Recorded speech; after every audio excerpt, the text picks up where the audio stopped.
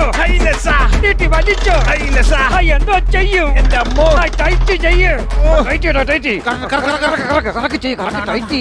എന്റെ ഉടുപ്പും കൂടെ കയറി പോണ ടൈറ്റ് ചെയ്ത് അങ്ങനെ ഇരിക്കാതെ അണ്ണാ നമ്മള് പടയാളികളാണ് അപ്പൊ നല്ല രൗദ്രഭാവത്തിൽ നില്ല്. എന്തിനാടാ നമ്മൾ രൗദ്രഭാവത്തിലൊക്കെ നിൽക്കുന്നത്? ഇടയ്ക്ക് നമ്മുടെ പടന്മാരാകുമ്പോഴത്തേനുണ്ടല്ലോ നമ്മൾ വൈഡ് ഷോട്ടിൽ എടുക്കത്തുള്ളൂ. എനിക്ക് സീരിയോറിറ്റി ഇല്ലാത്തതുകൊണ്ടാ ഈ ക്ലോസ് മുഴുവൻ പോകുന്നത് ബാഹുബലിക്കായിരിക്കും. നായകന് മാത്രമേ പോകുള്ളൂ. നായകന് മാത്രമേ ഉള്ളൂ. ഞാൻ എത്രയോ പടത്തിനകത്ത് അഭിനയിച്ചിരിക്കുന്നു. ഒറ്റ ഒരെണ്ണത്തിനകത്ത് പോലും എന്നെ കണ്ടിട്ടില്ല. ഞാൻ അറിയോ? ഞാൻ ഭയങ്കര അഭിനയമായിരുന്നു ഇവിടെ കിടന്ന്. ഇതിനകത്ത് അഭിനയിക്കൊന്നും വേണം. നമ്മൾ ഈ പനം വളച്ചു വെക്കുന്നു, അവിടുന്ന് കയറ് കണ്ടിച്ച് കളയുന്നു, അവിടുന്ന് ഒറ്റ പോക കോട്ടയ്ക്കകത്തായിരുന്നു ചുത്തത്തോട് ചുറ്റും. അയ്യോ ബാഹുബലിയുടെ ബുദ്ധി അപാരം തന്നെ കേട്ടാ. ഈ ഡോർ തുറക്കാൻ കുറെ ശ്രമിച്ച് നടന്നില്ല. അതുകൊണ്ട് പുള്ളിക്കാരാ ടൈറ്റ് ചെയ്ത് പുള്ളിപ്പോ അവിടെ യുദ്ധം തുടങ്ങി കാണും കേട്ടോ. ഇല്ല ഇല്ല നമ്മൾ ഇനി അറിഞ്ഞ് യുദ്ധം ചെയ്യണം. ഒത്തിരി ടൈറ്റ് ചെയ്യില്ലേ? ഒത്തിരി ടൈറ്റ് ചെയ്യണ്ടോ?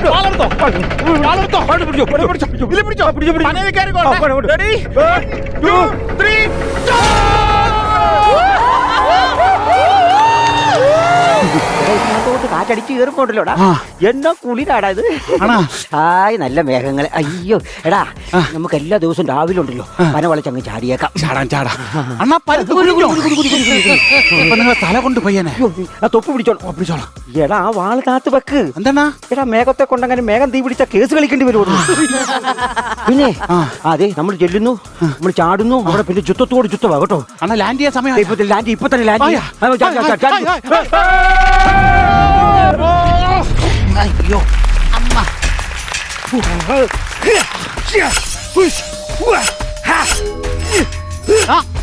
നിങ്ങൾക്ക് പ്രാന്താണോ? നിങ്ങൾ എന്താണ് കാണിക്കുന്നത്?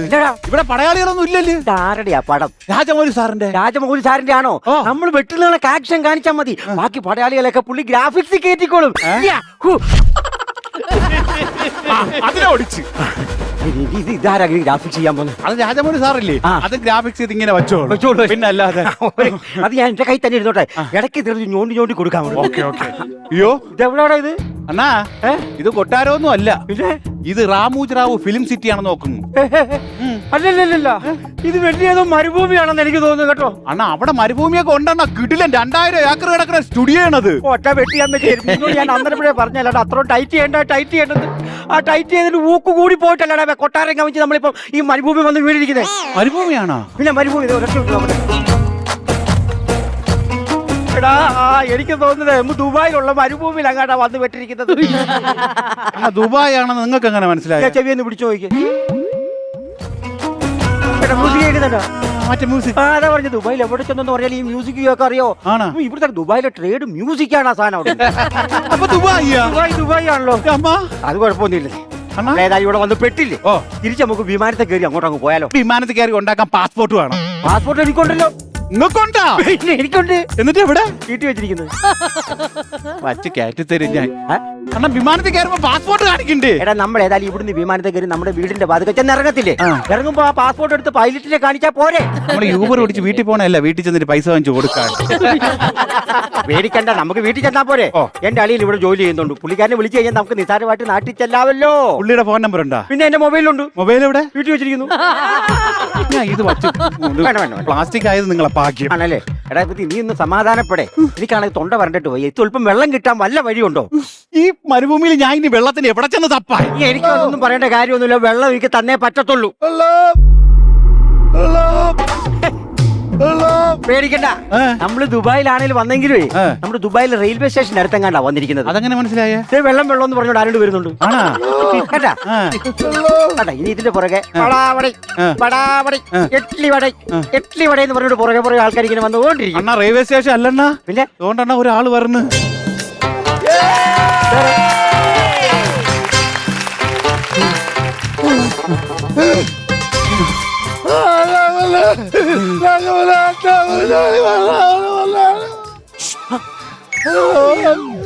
നമ്മൾ ദുബായിൽ എത്തിയ വിവരം കാലകേന്റെ ടീം അറിഞ്ഞു.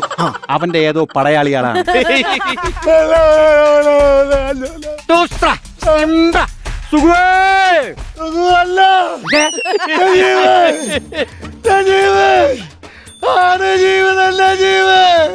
യാത് ജീവിതം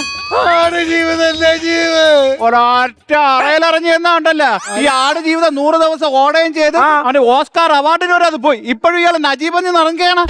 ഇപ്പൊ പറഞ്ഞുതരാം, സത്യം പറടാ നിങ്ങൾക്ക് വേറെ വല്ല ജോലിക്കും കൂടിയാണ് ജോലിയുണ്ട്. എന്നെ ഒന്ന് അടിച്ചിട്ടൊന്നില്ല അറബിയില്ലേ? അറബി ആ അറബിക്ക് ഒരു 50 ഒട്ടകം ഉണ്ടായിരുന്നു. ഈ അറബി എന്റെ 50 ഒട്ടകത്തിന് വന്നിട്ട് മരുഭൂമിയിലോട്ട് പറഞ്ഞു വിട്ടു. അവിടെ ആണെങ്കിൽ തുള്ളി വെള്ളം പോലെ കിട്ടാ തൊണ്ട പോലെ ചത്ത് കിടക്കായിരുന്നു അവിടെ. എന്നാ പിന്നെ ആ ഒട്ടകത്തിനെ കറന്നിട്ട് ആ പാലങ്ങ് കുടിക്കുവാണെങ്കിൽ ദാഹം മാറത്തില്ലേ? അറബി എന്നെ അവിടെയും ചതിച്ചതേ. അതിനാ തന്ന 50 ഒട്ടകവും ആണൊട്ടകം.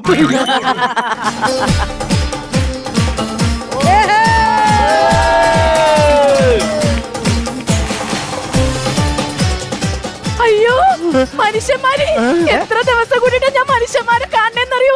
ഞാനിവിടെ വന്ന് വിഷമിച്ച് നിൽക്കായിരുന്നു. വിഷമിച്ച് നിൽക്കുന്നെങ്കിൽ ഒന്ന് ഡാൻസ് കളിക്കണത് കണ്ടാ? അയ്യടാ ഡാൻസ് കളിക്കണ കണ്ടാന്നാ? നിങ്ങൾ ആ ചെരുപ്പൊന്ന് ഊരിട്ടൊന്ന് നിന്ന് നോക്കിക്കേ. എന്നാ പിന്നെ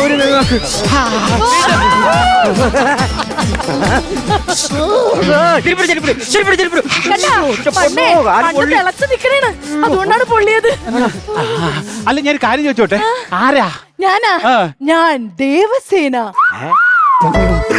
നമ്മളെ നാട്ടിലും ഉണ്ട് ദേവസേന. ഈ പറയുന്ന ദേവസേനയിലെ ടീമിലുള്ളതാണ് നമ്മള് ബാഹുബലിയിലെ പോരാളികള്. അതെ, ഞാൻ ഒരു കാര്യം ചോദിച്ചോട്ടെ? നമ്മളെ ദേവസേനക്ക് ഇങ്ങനത്തെ ബെല്ലി ഡാൻസിന്റെ ഡ്രസ് ഒന്നുമല്ല, കിടുക്ക് ഡ്രസ്സാണ്. നിങ്ങളുടെ ബാഹുബലി ഏതൊക്കെ സ്ലാങ്ങിലുണ്ട്? മലയാളമുണ്ട്, തമിഴുണ്ട്, തെലുങ്കുണ്ട്, കന്നഡയുണ്ട്, എല്ലാം ഉണ്ട്. അറബിയിൽ നിങ്ങൾ കണ്ടിട്ടുണ്ടോ?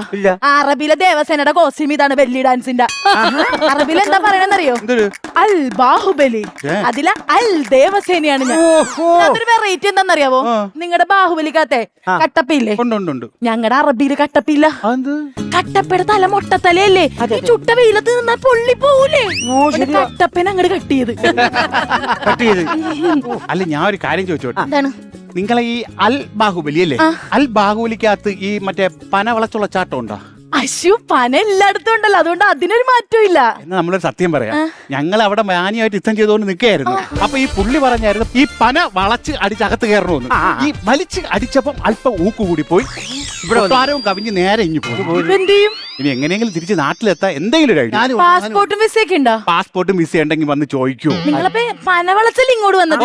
ഇവിടെ ഇഷ്ടംമാതിരി പന ഉണ്ടല്ലോ, ഏതെങ്കിലും ഒരെണ്ണം വളച്ച് വീട്ടിലേക്ക് പോകും. അങ്ങനെയാണെങ്കിൽ പിന്നെ ഈ പന വളച്ച് അടിച്ച് ചാടുന്നതിനോട് ഞാൻ യോജിക്കുന്നു. ഓക്കെ, അങ്ങനെയാണെങ്കിൽ ഈ പനയുടെ മണ്ടയിൽ ഞാനിരിക്കും. അതെന്നാ മണ്ടയിൽ നിങ്ങൾ ഇരിക്കണത്? എന്റെ കഥയല്ലേ സിനിമയാകാൻ പോണത്. അപ്പൊ നായകൻ ഞാനല്ലേ, അപ്പൊ മുമ്പേ ഞാനിരിക്കണ്ടേ? പുള്ളി ഇരുന്നോട്ടെ, മേലേക്കറി ഇരുന്നോട്ടെ. അങ്ങനെയാണെങ്കിലേ ഈ പുള്ളിയുടെ സിനിമ സിംഗിള ഭാഷയിൽ എടുക്കേണ്ടി വരും. തുമ്പത്തിരുന്ന് കഴിഞ്ഞാൽ എങ്ങനെയാലും ശ്രീലങ്കയിലെ ചെന്ന് വീടുകൾ. ശരി, പന വളച്ചടിക്കാം.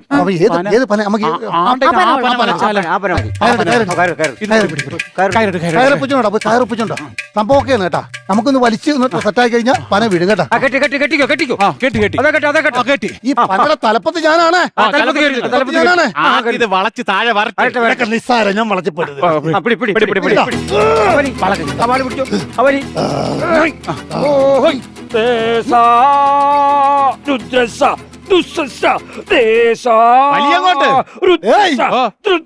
അങ്ങനെയല്ല പാടണ്ട, അറബിയിൽ വേണം പാടാൻ. നിങ്ങൾ അറബിയും മലയാളവും പാടിക്കൊണ്ടിരിക്കാതെ ഈ പന വളയുന്നില്ലെന്ന്. അതെന്താണ്? അങ്ങനെ വരാൻ വഴിയില്ലല്ലേ? ഇത് വളയുന്നില്ല, വേണ്ട. ശരിയാണ്, വളയണില്ലട്ടാ. ടൈറ്റ് ഉണ്ടല്ലോ, എന്നിട്ടും വളയാത്ത. പിടിച്ച് വലിച്ചാണ് ഒന്നും കൂടെ. വളയുന്നില്ലടാ. നമ്മള് മറ്റേ നിസ്സാരമായിട്ട് വളച്ചല്ലേ ഇങ്ങോട്ട് പോയത്.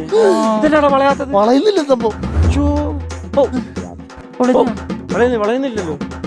വളയാണ്ടാണ് വളയുന്നില്ല. എന്താണ് പ്രശ്നം? എന്താണ്? അല്ല സാറേ, ഈ പന വളയൂലേ? അത് അകത്ത് സ്റ്റീൽ വെച്ച് സെറ്റ് ചെയ്ത് വെച്ചിരിക്കുന്നില്ല, അതെങ്ങനെ വളയുന്നത്? പ്രോപ്പർട്ടിയിൽ പന അത് എഴുതി കൊടുക്കണമായിരുന്നു. പന വളയ്ക്കുന്ന പന വേണമെന്ന് എഴുതി കൊടുക്കണ്ടേ? രഞ്ജിത്തേനോട് എപ്പോഴും പറഞ്ഞിട്ടില്ലേ, പറയുമ്പോ വ്യക്തമായിട്ട് പറഞ്ഞു കൊടുക്കണോന്ന്? ആണെന്ന് എല്ലാത്തിനും കയറി ഏക്കുകയും ചെയ്യുന്നത്, അവസാനം ആകുമ്പോഴത്തേനും എല്ലാം ഇട്ട് തലയിട്ട് പൊട്ടിക്കുകയും ചെയ്യും. ഇനിയിപ്പോ വളച്ച് വളച്ച് ഇപ്പൊ അങ്ങനെ പോട്ടെ. അല്ല അതല്ല സാർ, അത് പറ്റത്തില്ല. കാരണം കേരളത്തിൽ എത്ര എന്താ ചുമ്മാ എല്ലാം കൊതിപ്പിക്കുകയും ചെയ്ത് സിനിമ ഇറക്കാന്നും പറഞ്ഞോണ്ട്. അല്ലേലും അത് എല്ലാ സ്കിറ്റും ഇങ്ങനെ എഴുതി വെച്ചിട്ട് ലാസ്റ്റ് കിടന്ന് തപ്പിക്കളിക്കും. നീ പറഞ്ഞപ്പം വളക്കുന്ന പന വേണമെന്ന് പറഞ്ഞിരുന്നെങ്കിൽ കുഴപ്പമുണ്ടായിരുന്നു. എങ്ങനെയാണ് നാട്ടിലെത്തണം, അത്രേ ഉള്ളൂ. അങ്ങനെ ഉണ്ടാക്കണം, അത് അറിയോ? പണിയില്ലാത്ത നാട്ടിലെത്തിയെങ്കിൽ ഇനി ക്ലൈമാക്സ് ആവണ്ടേ? പിന്നെ മറ്റേ പുള്ളി എവിടെ ഇരിക്കുന്നു? അതുകൊണ്ട് അനൂസാറല്ലേ അതുകൊണ്ട് ആ മോണിറ്ററിന്റെ ഇടയ്ക്ക് കൂടി നോക്കുന്നുണ്ടോ? കലിപ്പാ കേട്ടോ, കലിപ്പുണ്ട്, ശ്രദ്ധിച്ചോണം, കലിപ്പുണ്ട്. എന്തെങ്കിലും പറഞ്ഞ എന്താണ് തീരുമാനം പറ. അല്ല പിന്നെ ഈ മണല് മാറ്റിയിട്ടേ ആ കേരളത്തിൽ ഏതെങ്കിലും ഒരു ജംഗ്ഷൻ ഇട്ട് തരുമോ? എന്തിനാ അത്? നമ്മൾ അവിടെ നിന്ന് ബസ് പിടിച്ചങ്ങ് പൊക്കോളാം. ഓർഡർ എങ്ങോട്ടെങ്കിലും പോട്ടെ. അല്ലാതെ ഇവരെ കൊണ്ട് ഈ മണലിൽ നിന്ന് ക്ലൈമാക്സ് പറയാൻ പറ്റുമെന്ന് ആ തോന്നുന്നു. ശരി ശരി ശരി ഇട് ക്ലൈമാക്സ് ഇട്. ഒരു കേരളത്തിലെ ഏതെങ്കിലും ജംഗ്ഷൻ എങ്കിലും മതി. ആ ഇട്ടോ സിറ്റി ലൈറ്റ് ഷോപ്പ് അമ്പട പച്ചക്കറിക്കടൊക്കെ ഉണ്ട് കേട്ടോ. കേരളത്തിലൊരു ഉണങ്ങിയ മരം അല്ലെങ്കിൽ ലോജിക് അടിക്കും. ഈ സംഭവം നമ്മളിപ്പോ ജംഗ്ഷനിലെത്തി. നമുക്ക് വീട്ടിൽ പോണെങ്കിൽ വണ്ടിക്കൂലിക്ക് പൈസ ഇല്ല. പൈസക്കൊക്കെ ഇവിടെ നിന്ന് ആകെ വിഷയമാവും. ഇനി തിരിഞ്ഞും പിരിഞ്ഞും നോക്കരുത്. നല്ല ജംഗ്ഷനാണ്. ഇട്ടള വണ്ടി കയറി വീട്ടിലോട്ട് വിട്ടോ.